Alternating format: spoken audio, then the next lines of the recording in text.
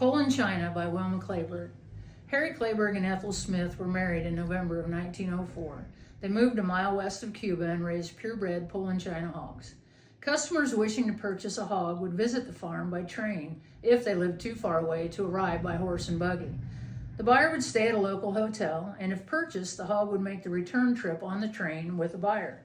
Harry would build a wooden crate that had a small box in one corner and a little trough in the other. This held food and water for the hog, and it was the brakeman's duty to see that it was fed and watered during its journey. In 1918, the Claybergs moved to a farm a short distance south of Cuba. They raised black Poland China hogs, but the public was beginning to want a leaner meat.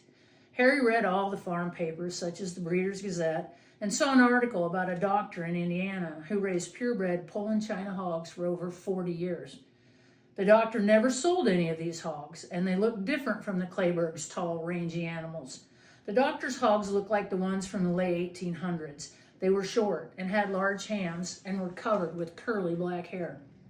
Harry reasoned that if the best traits of both hogs could be combined by breeding, a much better animal would result. Harry persuaded the doctor to sell him one of the hogs. Would the experiment work? There were some special conditions in the purchase agreement. Harry had to place the hog in a special pen where no one else could see him. He could only be used to breed 3 sows each year. He could only be kept for 3 years, and at the end of this time, he was to be returned to the doctor or castrated before sale. A special well was dug alongside a secluded pen behind the barn just for the boar. Harry drove to Indianapolis. He brought the hog back to Cuba in a wooden crate, roped to the side of a Model T and resting on the running board. The experiment was a success, producing larger litters with pigs having shorter legs and bigger hams. The new pigs even converted feed to market weight faster than before. Within 5 years, the state universities of Iowa and Louisiana purchased some of the new pigs for their own breeding programs. The hogs sold to the University of Iowa sired the grand champion at an international livestock show in the late 30s.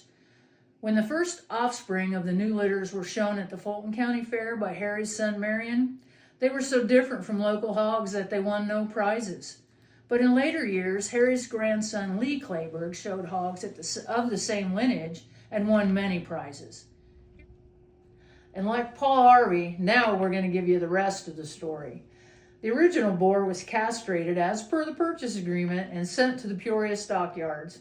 There they kept him in a special pen instead of sending him immediately to slaughter.